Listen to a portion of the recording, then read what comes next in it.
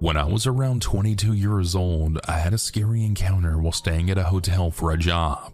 Around 2010, I was working for a traveling photography group that took church directory photos. Each photographer drove separately from all over the place. So I was in Harlan, Iowa at the time. I was staying at a hotel along with other photographers who joined me. I believe there were 4 of us, 2 guys, a girl, and myself. One morning, I went down to breakfast and was watching TV in the hotel breakfast area. Someone was also down there nearby. A guy. When he looked at me, I said, "Good morning," as I do whenever I go, just to be friendly. He said it back and we just had a polite exchange. Something you would do with a stranger you never thought you would see again. He mentioned he was staying there with his team for a construction job. I go to leave and I say something very casual like, "Well, have a good one, see you later." And he said something like, "Could we hang later?" I didn't think anything of it and just brushed it off like, yeah, maybe. I don't remember if it was the same day or not, but as I didn't work until 11 a.m., I decided to go take a nap since I didn't sleep well the night before. We tend to work from like 11 a.m. to 10 p.m. give or take depending on the size of the church, etc. While laying in my room, I kept receiving phone calls to my room phone. I wasn't used to getting calls like that ever, so I just picked up. I would say hello, but nobody would answer. After a few times, I eventually just took the receiver off and placed it beside the phone so it would stop ringing. When it was time to get up and leave, I left my room and I saw the guy was there in the hall. I waved casually, still not thinking anything of it. He asked where I was going and I said I had to go to work. My friend then showed up, one of the female photographers, and I went with her to her car as I was going to ride with her to the church. I told her about getting strange phone calls and she mentioned that she did as well. Later that night there was a thunderstorm. My photographer group and I stood by the hotel lobby door watching the lightning. It was thundering and extremely dark. There were chances for tornadoes, so we were keeping tabs with each other. Eventually, I go to my room for the night and I hear a knock on my door. I didn't really want to answer it. However, I did, cracking the door to see who it was. It was the guy. He talked about how I said we could hang out, and I told him I was too tired after working all day long and I needed to sleep. I then shut the door. Now, I can't remember if this was the next morning or still night, but I recall him knocking again, but I wouldn't answer. I pretended to either be out or sleeping. I called my mom and started talking to her. I told her what was happening, and although I was scared, I almost acted like I wasn't when speaking with her. Then suddenly, I had a weird feeling. I whispered to my mom, "Mom, hold on a second. I need to check something." I then tiptoe as quietly over to my room door as possible. I look out the peephole and I see him. I then see him turn his head to my door as if he was listening for something. My heart started to race. I then saw him move to the side. You know how the wall sometimes goes in for the doors, so there's like an indentation in the hallway for each room? Well, he goes to the wall away from the room that juts out.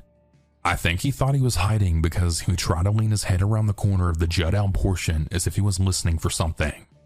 I walked to the furthest side of my room quietly and whispered to my mom about how I'm scared. I called the front desk to complain like my mom suggested.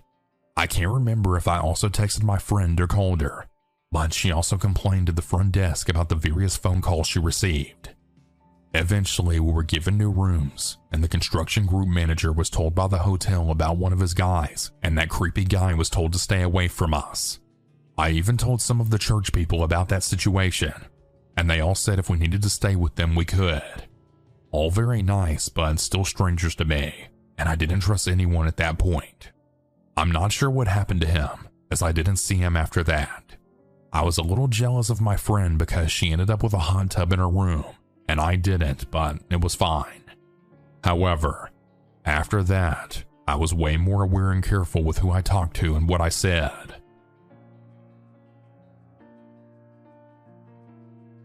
I'm a 31-year-old female states away from home on a business trip. About an hour ago, around 8:30 p.m. here, I had just gotten back to my room from a work dinner. I heard shuffling in the hallway and peeked out of the peephole. I saw a figure seemingly outside the room to the left of mine, looking outward. They were knocking the lighting and said twice quickly, "Hello, hello?" Then it sounded like the door opened and closed. I was like, okay, they must have forgotten what room they were in or something and someone let them in. I walk back to the main part of my room and I hear shuffling again. I look out again and see a figure. Can't really make out what the person looks like, but I see them on the other side of my room this time. And again hear light knocking and, "Hello, hello?" Now I'm starting to get a weird spidery sense of like, what the hell's going on here? I see the figure leave and think, okay, that was really weird. Then I again start hearing shuffling. I start walking toward the hotel room door and hear a light knock on what sounds to be my room door yet again, and I hear, "Hello, hello?" And immediately after someone attempts to open my door. Thank God I had the cross latch pulled over, not the deadbolt though. My heart stopped as I stood there and watched the door hit the latch and fall back shut. I called the front desk and informed them that someone had just tried entering my room and I'm not staying with anyone. The front desk attendant just replied back with, "That's really strange. I don't have any housekeeping up there." To which I replied, "Okay, well, that's very concerning. Can you please send someone up to check around?" The attendant then replied, "Well, there's no manager on duty." To which I asked if I should call the police instead because I was very worried, as I then started to cry a bit. She then replied that I should definitely do what I thought I needed to do. I hung up and cried for a bit, not really sure what to do. I didn't want to ask for another room because I'm too scared to leave now. 10 minutes later, the hotel phone starts ringing. I was honestly feeling really scared to answer, but I did. It was the front desk attendant, and she said the police were going to be coming to my room and she didn't want me to panic when I heard someone knock on my door. I said okay and hung up. I just sat there and thought, how do I know if this is legit? Whoever tried to access my room had a key, otherwise how else would the door have actually opened? A few minutes later, as expected, I heard a knock. I looked out the peephole and saw 2 male officers. I didn't ask to see their IDs, which in hindsight probably would have been the smart thing to do, but I was so shaken up and not really thinking. I opened the door and they asked what was going on. I told them all that I explained above. They said it was good that I had the cross latch pulled over because the door would open if not. I then responded, "It's a hotel. What do you mean? What's the point of the access card then?" And wiggled the handle. We were in the hallway talking with my door open just for context. Then they took a pause and were like, "Oh, it automatically locks?" Again, I'm like, yeah, it's a hotel." So then they had me shut the door and open it with the key to test it. Sure enough, it didn't open without the access card. They then said that it was probably housekeeping. I then responded that the front desk attendant told me there was no housekeeping up there when I called. Plus it was 8:30 p.m. Why would housekeeping be coming by at that time unless I had requested someone to come by? Plus, I noticed housekeeping had already been done during the day because my trash was emptied and the dirty towel was gone. They immediately told me that they thought it was housekeeping and not to worry, but if anything else happened or I felt unsafe to call them. They also said that if I wanted to change rooms, they were sure the hotel would accommodate this. I said okay while crying, and they left. Now I'm sitting in my room crying, laying under the covers of my clothes. I'm sure I won't sleep tonight. I'm also too afraid to change rooms because I don't want to leave this room. I have the cross latch pulled over and the deadbolt locked. I mean, I think I'm safe. Am I being paranoid? Was it probably really just housekeeping? Should I be doing something different? Update. I'm home safe and promptly came down with a nasty bug, slowly crawling out of it. I'm really glad that I followed my gut and reacted the way I did to do what I could to stay safe. I was able to speak with the manager the next day when she came in at 11 a.m. Unfortunately, the response from her was really disappointing, just like the night shift front desk clerk and the morning shift front desk clerks when I checked out. Needless to say, I will never stay in this hotel again, and I will be avoiding this large chain as a whole.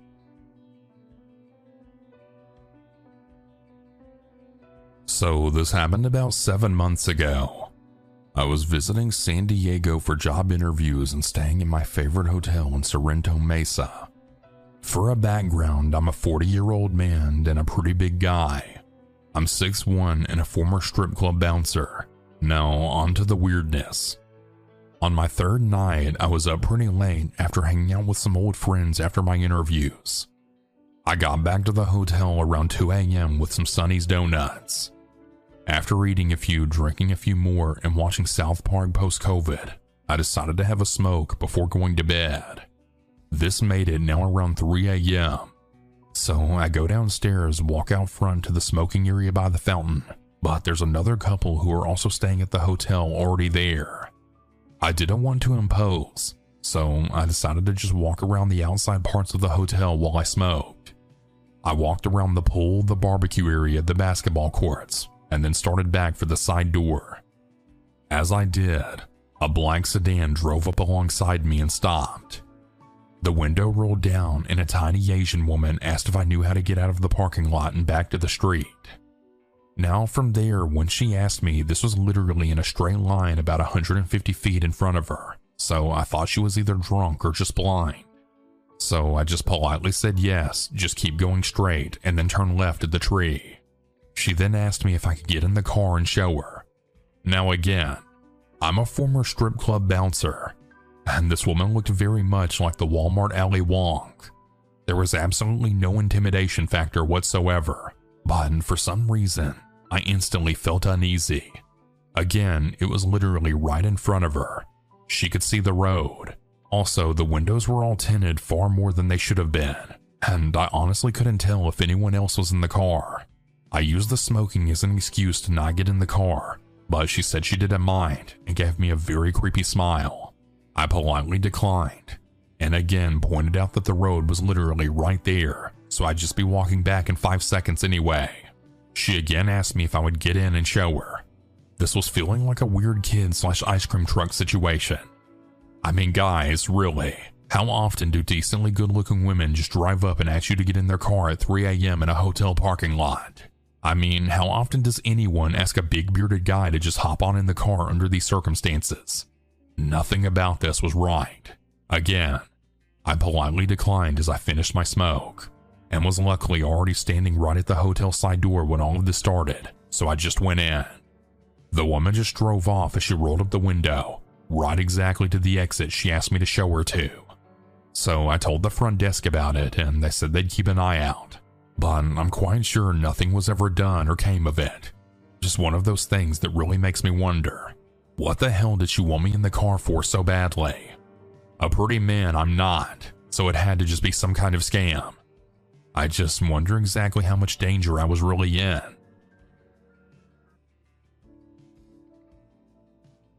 When I first moved to New York City, I thought the hardest part would be finding an apartment. Turns out that was the easy part. The hard part was learning how to survive here, how to blend in, move fast, speak up, and not let people take advantage of you. And especially as a young woman. I'm 23 years old and I had started working at the Madison Hotel 3 months ago.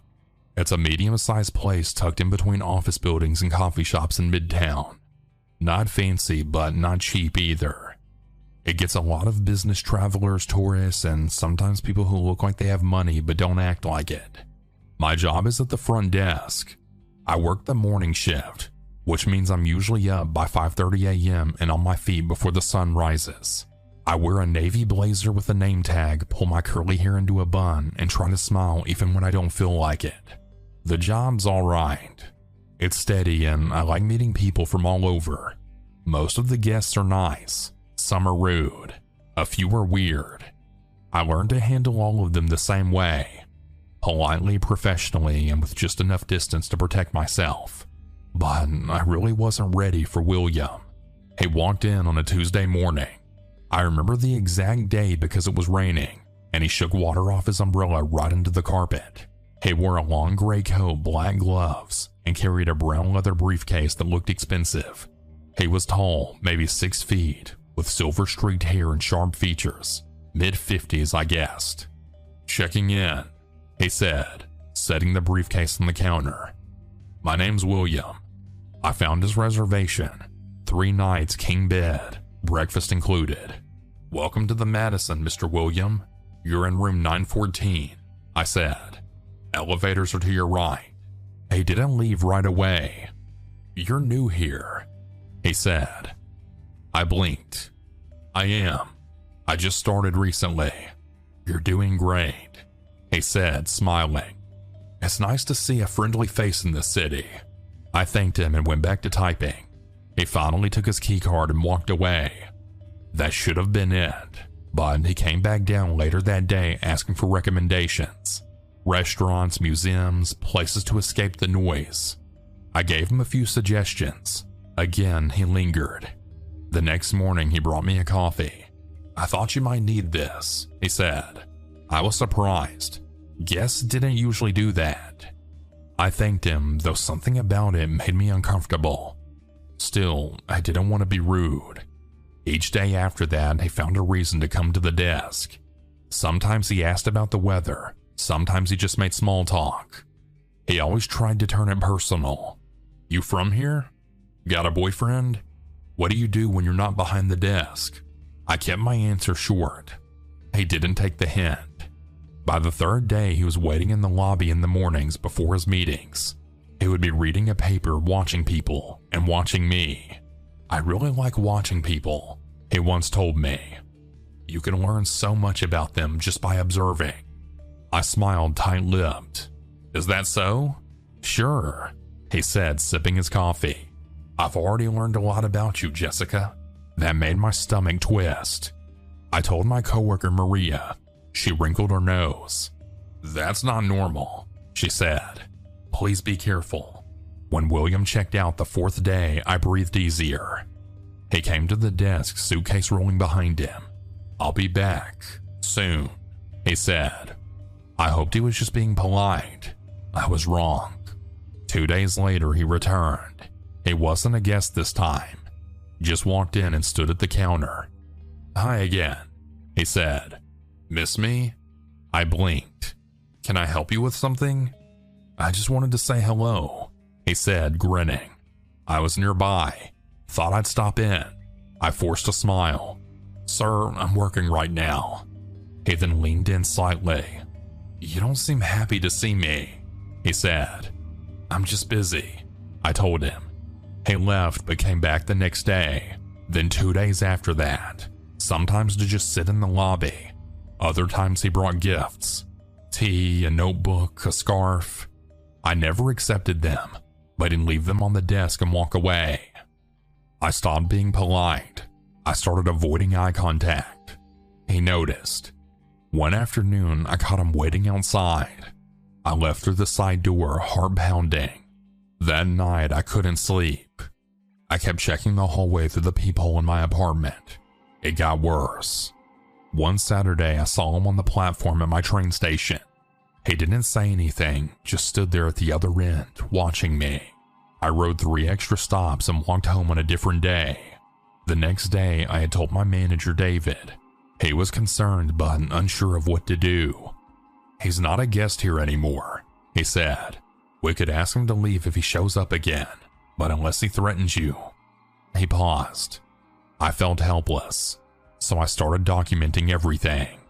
Dates, times, what he said, where I saw him. I kept the gifts as evidence. The final straw came on a Wednesday afternoon. I was working the desk and William walked in like he owned the place. Jessica, we need to talk, he said. I stood up. No, we don't. You need to leave. He stepped closer. I care about you. I think you feel the same. My hands were shaking. I picked up the phone and dialed NYPD. I then told him, you need to leave now. He stared at me, stunned. Then he laughed. You're overreacting. No, I said loud and clear. I'm not. 2 officers arrived within 10 minutes. William, of course, tried to play it cool, acting like it was all a misunderstanding, but I showed them the log, the notes, the gifts. One officer asked if I wanted to file a report. Yes, I said. They escorted him out. It wasn't dramatic, but it was final. William hasn't come back since. Some nights I still feel nervous walking home. I still glance over my shoulder. but each day I feel a little stronger. Working at the front desk, I've learned how to smile when I don't want to, how to be polite when someone doesn't deserve it, and how to say no when someone crosses the line. Most of all, I've learned that keeping quiet doesn't keep you safe. Next time I'll speak up sooner. It's been about a year since I called the police on William. Sometimes it feels like a lifetime ago. Other times it feels just like last week. I still remember his face, the way he looked at me like I was something he owned. That look still shows up in my dreams. But life is better now, a lot better.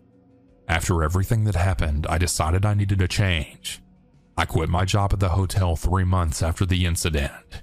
I couldn't sit behind that front desk anymore. Every time the doors opened, I felt a jolt of fear. I'd scanned the lobby for him. For weeks, I kept expecting him to come back. He never did, but the fear stayed with me. Quiet, heavy, sitting in my chest like a stone. I moved apartments too. Nothing fancy, just a small studio in Queens. I like it there. It's quieter and my neighbors are friendly. There's a little grocery store around the corner and a park where I walk in the evenings. It's really peaceful in a way Manhattan never was. I started seeing a therapist after I moved. At first, I didn't really want to go. I didn't think I needed it. But talking to someone really helped. I realized I was still carrying so much fear, anger, and shame. She told me that none of it was my fault, and I think finally I believe her. I now work at a bookstore. It's a small place locally owned with warm lights and shelves that go up to the ceiling. The owner, Dana, is kind and funny, and she treats me like a person, not just an employee. I get to help people find stories they'll love. I get to talk about books, drink tea behind the counter, and feel safe, and I never have to wear a name tag again. Sometimes I think about who I was back then. The girl behind the front desk trying to stay polite, trying to not cause trouble. I really wish I could go back and tell her that it's really okay to speak up. It's okay to protect yourself. That being nice to someone doesn't mean you owe them anything. I still check over my shoulder when I walk home. I keep my phone in my hand. I double lock my door every night. That part of me might never go away. I've accepted that. But I'm not scared all the time now. I'm stronger. I'm more careful, yes. But I'm also more sure of myself. I know what I will and won't allow. I know how to set boundaries. And I know that if anyone ever tries to cross them again, I'll be ready. William took something from me. A sense of ease, maybe. A bit of trust in the world. But he didn't take me. I'm still here. I'm still living. And finally, I feel like I'm in control of my own life again.